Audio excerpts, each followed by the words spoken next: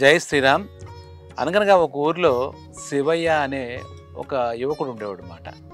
అతనికి ఏ చదువు రాలేదు, ఏ విద్య ఆపలేదు, ఏ పని చేసేవాడు కూడా తినడం తిరగడం అంతే పని వాడికి, ఇంకా చెప్పాలంటే.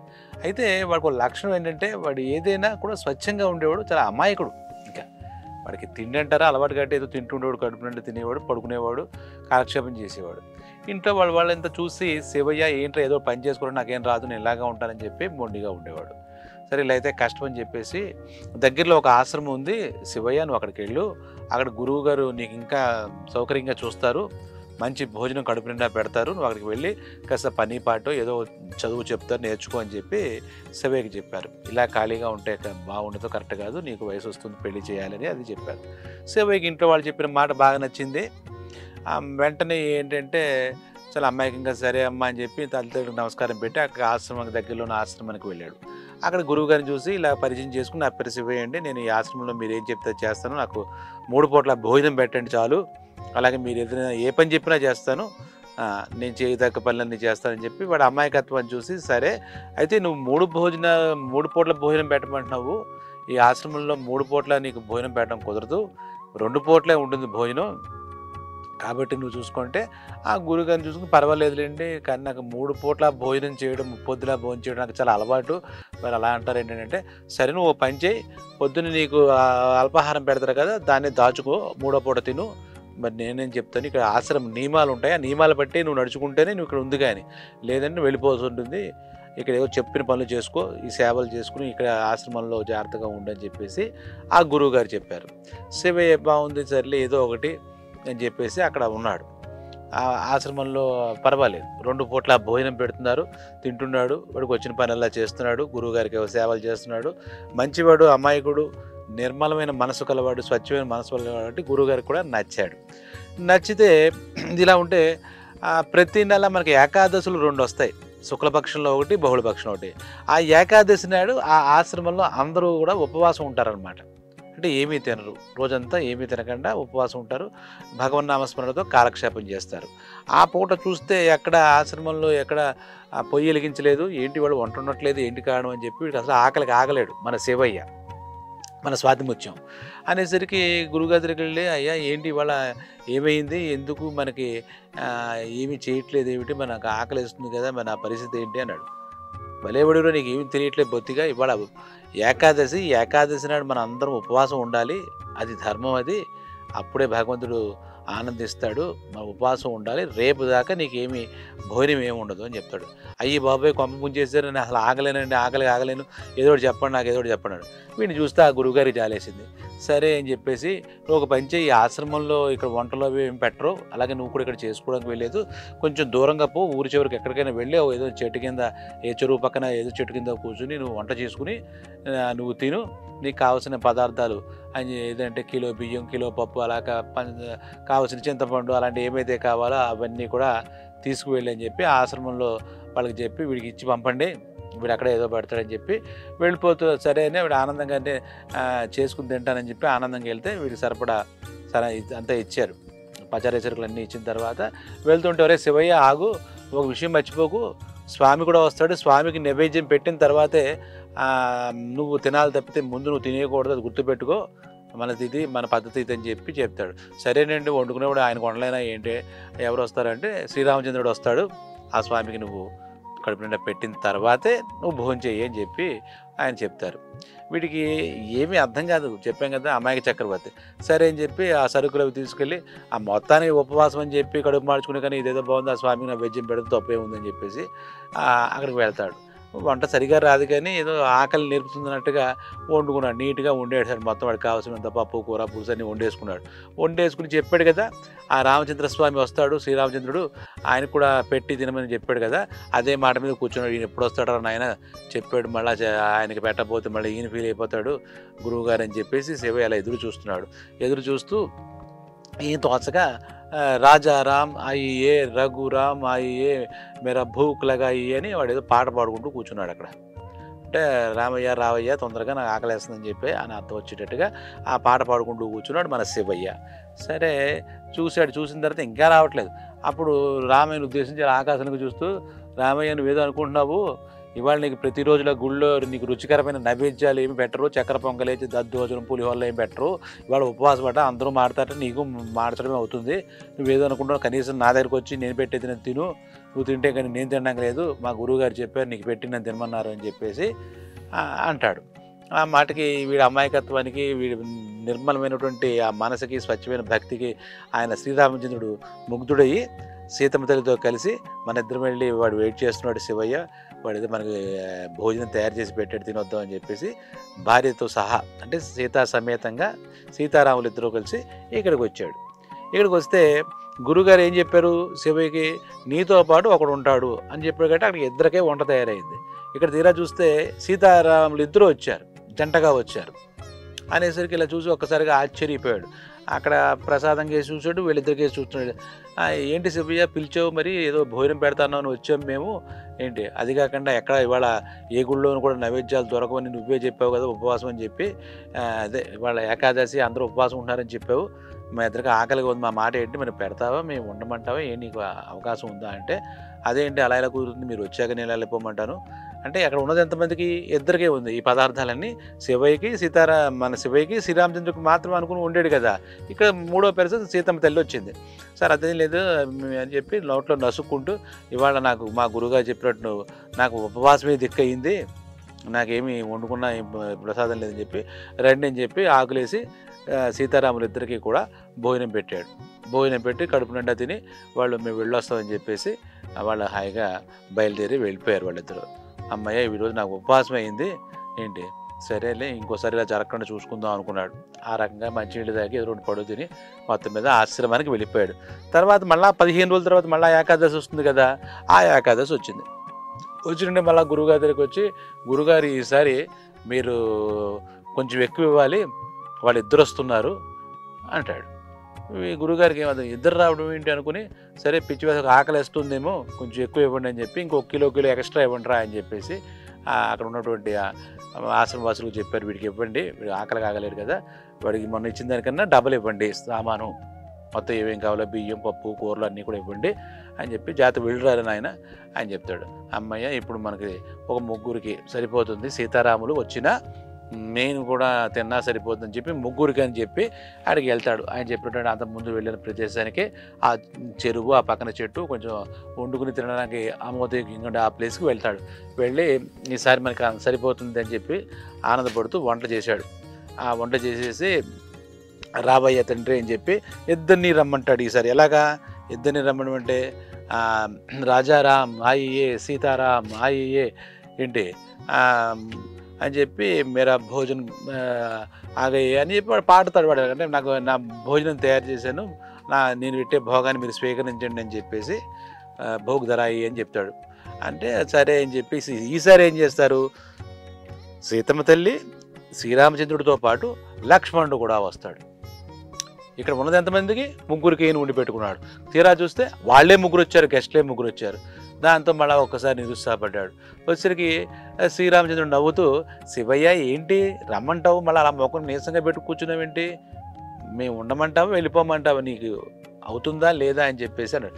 అయ్యయ్యో భలేవారే, మా గురువుగారు చెప్పారు మీకు పెట్టకుండా తినే పరిస్థితి లేదు, పర్వాలేదు, నాకు మహా అయితే ఈరోజు ఏకాదశి ఉపవాసం అవుతుంది అని అనుకుంటూ ఆ ముగ్గురికి మళ్ళా మనస్ఫూర్తిగా పెడతాడు. పెట్టేసరికి ఏం మిగిలింది, ఆ ముగ్గురు కడుపు నిండా తిని సీతమ్మ తల్లి శ్రీరాముడు లక్ష్మణుడు. సరే ఇలా జరిగింది అని చెప్పేసి ఈసారి లక్ష్మణ్ సాధ అయ్యి అని చెప్పి లక్ష్మణుడు కూడా వచ్చాడు, లక్ష్మణ్ సాధ అయ్యి అని చెప్పి పాడుకుని నెమ్మదిగా నీరసంగా ఇంటికి వెళ్ళిపోయాడు. ఏమీ లేదు కదా, ఉపవాసం అయింది, మళ్ళా ఉపవాసం అయింది. తర్వాత ఇలా కాదని చెప్పేసి తర్వాత ఏకాదశి మళ్ళా వచ్చింది. ఏకాదశి వస్తుంటుందిగా ప్రతి నెల. వచ్చేసరికి గురువు గారి దగ్గరికి వెళ్ళాడు. అయ్యా మీరు ఇచ్చేదానికి క్వాంటిటీ పెంచాలి తప్పదు, మీరు ఏదో ఇస్తే సరిపోదు, నాకు నేనేదో పెద్ద ఆకలితో ఉన్నాను అనుకున్నారు, మీరేమో నాకు వేరే వాళ్ళందరినీ కూడా పెట్టాలన్నా నాకు అంటగట్టారు, అది ఇది అని చెప్పి చెప్తాడు. ఆయనకి అర్థం కాదు గురుగారికి, ఏమంటున్నాడు వీడి వెర్రిబాగులోడు అని చెప్పి. శివయ్య నీకు ఎంత కావాలి అంటే, వీడికి రాత్రి కూడా తినొద్దాం అనుకుంటున్నాడేమో, ఇంకాస్త కావాలనుకుంటున్నాడేమో అని చెప్పి 3 వంతులు ఇవ్వండి అంటే, అప్పటిదాకా కిలో ఇచ్చారు, తర్వాత 2 కిలోలు ఇచ్చారు, ఇప్పుడు 3 కిలోలు ఇమ్మని చెప్పాడు. ప్రతి వస్తువు కూడా 3 కిలోలు ఇచ్చిన తర్వాత బాగుంది, ఇంకెవరు వస్తారు, రాముడు వచ్చాడు, లక్ష్మణుడు వచ్చి, సీతమ్మ తల్లి వచ్చారు కదా, మనకి సరిపోతుంది అని చెప్పేసి ఈసారి శుభ్రంగా తీసుకెళ్ళిందంతా కలిసి వండి అక్కడ కూర్చుంటాడు వీళ్ళ కోసం. బాబు రాజారాం అయ్యే, సీతారాం అయ్యే, లక్ష్మణ్ సాతే అది ఇదిని పాడుకుంటూ వాళ్ళు రావడం కోసం వెయిట్ చేస్తూ కూర్చున్నాడు. ఆకలేస్తుంది. అందులో ప్రతి వారం ప్రతి ఏకాదశి ఉపవాసం అవుతుంది కదా శివయ్యకి. అసలే ఆకలేడు, తప్పట్లేదు, పరిస్థితి ఇలా ఉంది. సరే అంటే ఈసారి ఏం చేశారు, వీళ్ళ ముగ్గురితో పాటు హనుమంతుడు వచ్చాడు. చూడండి ఎలా ఉంటుందో భగవంతుడి పరీక్షలాగా. ఈసారి హనుమంతుడు వచ్చాడు. ఇలా చూస్తాడు వాళ్ళకేసి, ఇటు ఇటు చూసి, ఈయన వచ్చాడంటారు, నాయన ఇప్పుడు మన నలుగురికి వండాం, వీళ్ళు నలుగురికి తినేసిపోతారు, ఈ వారం కూడా ఉపవాసం అయింది ఏకాదశి, మొత్తానికి ఇప్పటికి 4 ఉపవాసాలు చేయించాడు ఈయన మహానుభావుడు అనుకుని. సరే అంటే ఆయన పర్వాలేదా నీకు శివయ్య, మా హనుమయ్య కూడా వచ్చాడు భోజనానికి, నీ భోజనం తిందామని, నువ్వు బాగా చేస్తున్నావని చెప్పానంటే, దానికే ఉందంటే రండి మీ పెట్టడానికి కదా నేను చేశానని చెప్తాడు. లోపల ఆకలేస్తున్నా కూడా. అమాయకుడు పాపం, ఏమీ దురాలోచనలు ఉండవు ఆయనకి. ఎంతసేపు రాముడు అంటే నిర్మలమైన భక్తే, అది మనకి ఇలా కనపడుతూ ఉంటుంది అన్నమాట. అప్పుడు నలుగురికి పెడతాడు. సరే సరిపోయింది, ఈ వారం కూడా మనకు ఉపవాసం అయింది, ఈ ఏకాదశి కూడా ఉపవాసం అయింది అనుకుంటాడు శివయ్య, మన అమాయకుడు. అనుకుంటుంటే రాముడు సంతోషం, మళ్ళా వస్తానులే అని చెప్పేసి వెళ్ళొస్తామని చెప్పి శ్రీరామచంద్రుడు చెప్తున్నప్పుడు, స్వామి ఆగండి ఒక్క క్షణం అన్నాడు. ఆగండి అంటే ఆగాడు. స్వామి ఒక్క మాట అడుగుతుందని ఏమనుకోకండి, మీరు నెక్స్ట్ ఏకాదశికి ఎంతమంది వస్తారు, నెక్స్ట్ ఏకాదశికి మీ పరివారం కానీ మీరు కానీ ఎంతమంది వస్తారు నాకు కొంచెం ముందే చెప్తే నేను ఏర్పాటు చేసుకోవడానికి ఉంటుంది, మీరు కాస్త దయచేసి చెప్పండి అంటాడు సీతారామచంద్రుడు చూసి. ఆ సీతారామచంద్రుడు అక్కడ చూసి వీడిని చూసి శివయ్యని చూసి నవ్వి వస్తాం కదా అని చెప్పేసి వెళ్ళిపోతారు. ఎంతమంది వస్తారు ఏమి కౌంట్ ఏం చెప్పరు. బాగానే ఉందిలే ఇలా అనుకుని ఈ శివయ్య ఏం చేశాడు, అలాగే నీరసంగానే ఈ వారం కూడా ఈ ఏకాదశి కూడా ఉపవాసమే అయింది అనుకుంటూ ఆశ్రమానికి వెళ్ళాడు. ఇదేదో ఏమీ తెలియదు దీని వెనకాల భగవంతుడు వచ్చాడు తినేళ్ళాడు అవేమీ లేదు పాపం. అమాయకుడు, చెప్పాం కదా, నిర్మలమైన భక్తి గలవాడు అనమాట, కల్మషం లేనివాడు, కపటం లేనివాడు. ఇప్పుడు మనం చెప్పినటువంటి శివయ్య ఒక రకంగా మన స్వాతి ముత్యం లాంటి వాడు అనమాట. అప్పుడు ఏమైంది, గురుగారి దగ్గరికి వెళ్ళాడు. ఏంటి మన ఏకాదశి వచ్చేసింది, ఏమిట్రా బాగానే ఉంది, ఏకాదశికి ఏం చేద్దాం అనుకుంటే, ఆగండి అక్కడే చెప్తున్నాను, నాకు ప్రతిదీ కూడా ఒక బస్తా ఇవ్వండి, బస్తా బియ్యం ఇవ్వండి, బస్తా కందిపప్పు ఇవ్వండి, అంత బస్తా ఇవ్వండి, నాకు అవ్వట్లేదు, నా వల్ల అవ్వట్లేదు అంటాడు. గురువుగారు ఏం చేశారు, ఏంట్రా వీడేనా మన ఇచ్చిన ఈ సరుకులు పచారీ కోట్లు అమ్మేసుకుంటున్నాడు ఏంటి, ఆ డబ్బుతో ఏదైనా వేషాలు వేస్తున్నాడా, లేదు ఒక్క మనిషి నేను నైవేద్యం పెట్టమని తప్పితే ఇక్కడ ఏం జరిగింది ఇక్కడ వీడికి అని చెప్పేసి ఏంటని అడిగితే, అవును అవుతోందండి, లేదేం చెప్తాను మీకు అంటాడు. వీడు మొండోడు మూర్ఖుడు అని చెప్పేసి వాళ్ళ మిగిలిన శిష్యులతో వాడు అడిగినట్టుగా శివయ్య అంటే వాడికి ఏమేమి కావాలో బస్తా అన్నీ ఇవ్వండి అని చెప్పేస్తే ఈ బస్తాలన్నీ తీసుకుని అక్కడికి వెళ్ళిపోయాడు ఆ చెరువు దగ్గరికి. ఏకాదశి నాడు పొద్దున్న వెళ్ళిపోయి ఆ బస్తాలు చూసేసరికి ఒక్కసారిగా వాడికి ఏ పని చేయబోతోలే. ఆయన ఇంత ముందు వారు అడిగి ఎంతమంది వస్తారో చెప్పలేదు, ఆయన ఇంతమందికి వంట చేయడానికి నాకు రాదు, ఒకళ్ళు వస్తే వాళ్ళే వండుకుని తిని నాకు పెట్టమంటాను, ఈసారి మటుకు నేను వండను, వాళ్ళు రావడం కోసం ఎదురు చూస్తానని చెప్పేసి కూర్చుని పాటలు పాడుకుంటున్నాడు. రాజారామ అయ్యే, సీతారామ, లక్ష్మణ్కి సాత్ అయ్యే, హనుమాన్కి సాత్ అయ్యే అనుకుంటూ రండి అని అలాగా ఒక చెట్టు కింద పడుకొని కాలు మీద కాలేసి కూర్చొని పడుకున్నాడు. వచ్చినంటే వాళ్ళు వచ్చారు సమయానికి. నెమ్మదిగా వచ్చేసరికి ఆడ వంటలు గంటలు ఏమీ లేవు, పొయ్యి కూడా వెలిగించలేదు. ఏం శివయ్య ఏంటి మరి పిలిచావు అయ్యి అంటున్నావు, మరి ఏమైంది ఇక్కడ అంటే, రామయ్య అంటే నీకు చెప్పాను ఎంతమంది వస్తారు అడిగాను అని చూసి అలా చూసేసరికి రామ పరివారం అంతా అక్కడ ఉంది. సీత, రామ, లక్ష్మణ, భరత, శత్రుఘ్నులు ఉన్నారు, కైకేయి, సుమిత్ర, వీళ్ళంతా, కౌసల్య వీళ్ళంతా ఉన్నారు. అలాగే మిగిలిన వాళ్ళలో కూడా ముఖ్యులంతా కలిసి బాగానే తయారు, అక్కడ సంతర్పణలాగా తయారయ్యారు. వచ్చేసరికి మరి మేము వచ్చేసాం నువ్వు రమ్మన్నామని చెప్పేసి అంటే, స్వామి నా వీళ్ళందరికీ చేయడం నా వల్ల కాదు, సరే మీరే చేసుకోండి, అందుకే అన్ని సరుకులు తెచ్చి అక్కడ పెట్టాను చూసుకోండి అన్నాడు. అమాయకుడు కదా, రామచంద్రుడికి ఏం చెప్పాలి, సీతమ్మ తల్లికి ఏం చెప్పాలి, వాడికి ఏం తెలీదు అనేసరికి అంటే మమ్మల్నే చేయమంటావా అన్నాడు. చాలా ముగ్ధుడైపోయాడు ఆయన శ్రీరామచంద్రుడు. మీరే చేయండి, నేను మిగిలితే నాకు పెట్టండి, కాస్త మీ తినగా మిగిలితే నాకు ప్రసాదంగా పెట్టండి అన్నాడు. సరే అని చెప్పి సీతమ్మ తల్లి వంట చేద్దానికి కూర్చుంది. అక్కడ లక్ష్మణుడు, హనుమంతుడు వీళ్ళంతా కట్టెలు తీసుకురావడం, అలాగే కాయగూరలు కోయడం ఏంటి, శ్రీరామచంద్రుడు అంతా పర్యవేక్షించడం, మిగిలిన పరివారం అంతా వచ్చి తలగో పని చేస్తూ వంట చేస్తున్నారన్నమాట. వంట చేస్తూ ఉంటే అక్కడ అంతా కోలాహలంగా ఉంది. ఈ సీతమ్మ తల్లి వంట చేయడం ఏంటి, రాముడు పర్యవేక్షించడం ఇదంతా చూడడానికి దేవీ దేవతలు కూడా వచ్చి అక్కడ అలా చూస్తున్నారు. ఈ ఈ ఈ యొక్క ఈ ఘటనని చూస్తున్నారు, తిలకిస్తున్నారు. వీడిని చూస్తున్నారు ఈ శివయ్య గారిని.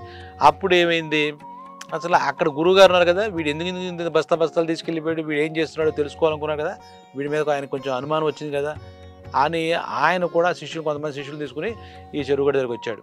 వీడి కాలు మీద కాలేసుకుని పాటలు పాడుకుంటూ కూర్చున్నాడు. కూర్చుంటే శివయ్య ఏం చేస్తున్నాడు, అక్కడ సామాన్లు గీమాలు కూడా అలాగా ఉన్నాయి, బస్తాలన్నీ ఏదో ఓపెన్ చేసి ఉన్నాయి, ఏదో జరుగుతుంది, ఏం జరుగుతుందో తెలియట్లేదు, అక్కడ ఏం జరుగుతుందో తెలియట్లేదు, కనపట్లేదు అక్కడేమి. ఒరే శివయ్య ఏం చేస్తున్నారా, ఇంత సామాన్ తీసుకెళ్ళావు, పరివారం వస్తారన్నా, ఏం జరిగింది ఏంటంటే, ఏం గురువుగారండి మీరు అసలు మీకేం కనపట్లేదే ఏంటి, అక్కడ శ్రీరాముడు అమ్మ సీతమ్మ తల్లి వీళ్ళంతా కలిసి అక్కడ వంట చేస్తున్నారు, మీకు అక్కడ కాసేపట్లో వంట అవుతే నాకు కూడా కాస్త ప్రసాదం పెడతారేమో కూర్చున్నాను, అద్భుతంగా గుమగుమల వాసనలు వస్తున్నాయి కూడా మీకేం రావట్లేదా అన్నాడు. వీడికైనా మతి పోయింది ఏంటి, ఇక్కడ ఎవరు కనపట్లేదేంటి అనుకుని అలా చూస్తాడు. ఏరా ఏమైందిరా నీకు, ఎవరున్నారో నాకేం కనపట్లేదు అని మిగిలిన శిష్యులు వైపు చూస్తూ మాకు ఏం కనపట్లేదు. ఆగండి మీకు చెప్తాను, మీకు కనపడకూడదు అనుకున్నాడేమో మరి శ్రీరామచంద్రుడు ఆయన పరివారం, నేను చెప్తాను అక్కడ అని చెప్పి అక్కడ రాముల వారితో అక్కడ దగ్గరికి వెళ్ళి వంట అది పర్యవేక్షిస్తున్న ఆయన దగ్గరికి వెళ్ళి, అమ్మా మా గురువుగారు వచ్చారు, ఆయనకి అంతా నా మీద అన్ని అనుమానాలే, మీరు వంట చేస్తున్నారు ఇలా జరుగుతుందంటే కూడా వాళ్ళు నన్ను నమ్మట్లేదు, ఇప్పుడు మీరు వాళ్ళకి కనపడే బయట రండి కనపడండి, అప్పుడు కానీ నన్ను లేకపోతే నన్ను నానా రకాల మాట్లాంటాడు, ఆయన తిడతాడు కూడా అని చెప్తాడు. చాలా ముగ్ధుడు ఈ శివయ్య అమాయకత్వానికి, అతని యొక్క నిర్మల భక్తికి, అసలు కల్మషం లేని ఆ తత్వానికి రామచంద్రుడి పరివారంతో అంతా కలిసి ఎవరైతే ఈ గురువుగారు ఉన్నారో గురువుగారికి శిష్యులకి కనపడితే ఆయన కాళ్ళ మీద పడతాడు గురువుగారు. ఇప్పుడు నమ్మారా, ఆయన వచ్చారు, ఎందుకంటే అంతమందికి వంట చేయలేను కాబట్టి, నేను చేసిన వాళ్ళందరికీ నచ్చుతుందో లేదో అంతమందికి ఎప్పుడు నేను చేయలేదు కాబట్టి రమ్మని చెప్పాను కాబట్టి ఈ రకంగా ఇలా జరిగింది, ఇప్పుడు నేను ఏం మాట్లాడినా కూడా మీరు అనుమానిస్తారని ఆయన రమ్మనని వాళ్ళు వచ్చారు కదా, మీకు సరిపోయిందా అని చెప్పేసి అంటాడు. అప్పుడు ఆ శివయ్యని పట్టుకుని చేతులు పట్టుకుని, శివయ్య నువ్వు సాక్షాత్తు సీతారామచంద్రుల చేతే వంట చేయించావు, వాళ్ళని భూలోకంలో పిలిపించావు, వాళ్ళకి భక్తితో ఏకాదశి నాడు వాళ్ళకి నువ్వు చేత్తో ప్రసాదం చేసి పెట్టే వాళ్ళందరికీ నీ జన్మ చరితార్థమయ్యా అని చెప్పి చెప్తాడు. శ్రీరామచంద్రుడు అయ్యా నేనైనా పొరపాటు చేస్తా మన్నించండి అంటే అప్పుడు రామచంద్రుడు చెప్తాట ఏమని, ఇలాంటి అమాయకుల భక్తికి నేను దాసోహం అంటాను, నేను దాసుడిని అయిపోతాను, శివయ్యని చూస్తే నేను శివయ్యని చూడడానికి ప్రతి ఏకాదశి ఎప్పుడు వస్తుందని ఎదురు చూస్తుంటాను, వాడు పెట్టే నైవేద్యం కోసం ఎదురు చూస్తుంటా, ఇవాళ వాడు నన్నే వంట చేసి తినమన్నాడు, వాడికి పెట్టమన్నాడు, ఆ పని మీద ఉన్నాను, వాడికి చెప్పాను కదా, వాడి భక్తికి నిర్మలమైన భక్తికి వాడి పవిత్రమైన భక్తికి నాకు ఇటువంటి భక్తులు ఉంటే చాలు నాకు ఏంటి అని చెప్తే గురువుగారు కూడా నిజమే కదా, ఇన్ని రామాయణాలు పూజలు పునస్కారాలు ఇవన్నీ చేసే కన్నా నిర్మలమైన భక్తితో భగవంతుడిని ఆరాధిస్తే ఆయన మన దగ్గరికే వస్తాడు, మనతోనే ఉంటాడు అని చెప్పేసి అనుకుంటాడు అనమాట. అప్పటి నుంచి శివయ్య ఇదే నిజం, శివయ్య భక్తే నిజం అని నమ్మి శివయ్య నువ్వు చాలా గొప్పవాడివయ్యా, నీ చేత్తో శ్రీరామచంద్రుడికి అన్నం పెట్టావు, అలాగే ఆయన అనుగ్రహానికి పాత్రుడయ్యావు అని చెప్పి కూడా గురుగారు అక్కడ ఉన్నటువంటి శిష్యులు తెలుసుకుంటారు అన్నమాట. ఈ కథ ద్వారా ఇది జానపదుల్లో ఉన్నటువంటి కథ, జానపదంలో ఉన్నటువంటి కథ. ఈ కథ బట్టి భక్తి ఎలా ఉండాలి, ఎటువంటి భక్తికి భగవంతుడు దాసోహం అంటాడు, భగవంతుడు ప్రీతి చెందుతాడు అనేదానికి ఈ శివయ్య అమాయకత్వంతో కూడినటువంటి ఈ ఏకాదశి ఉపవాస కథ ఒక నిదర్శనంగా మనం చెప్పుకోవాలన్నమాట. కాబట్టి మన అందరం కూడా భక్తితో ఉంటాం కాదట్లే, కానీ దాంట్లో ఎటువంటి కల్తీ లేకుండా, షరతులు లేకుండా, కోరికలు లేకుండా నిర్మలంగా మన భక్తి ఉంటే ఖచ్చితంగా భగవంతుడి కరుణా కటాక్షాలు మన మీద ఉంటాయి. ఇంకా మనమేమి ప్రత్యేకించి ప్రార్థనలు అక్కలే, ఆయనే మన దగ్గరికి వస్తాడు మన భక్తి నిర్మలంగా ఉంటే, నిర్మల భక్తితో మనం ఉంటే. కాబట్టి అందరం కూడా ఎలా ఉండాలి భగవంతుడి పట్ల అనే విషయం ఇలాంటి కథల ద్వారా తెలుసుకుందాం. మళ్ళీ మరో కథ ద్వారా మేము ముందుకు వస్తాం. ఇప్పుడు చూశారు కదా శివయ్య భక్తి ఎలా ఉందో, అలాగే అందరం ఉందో ఆ సీతారామచంద్రులకి పాత్రులవుదాం, కృపకి పాత్రులవుదాం. స్వస్తి, నమస్తే, జై శ్రీరామ్.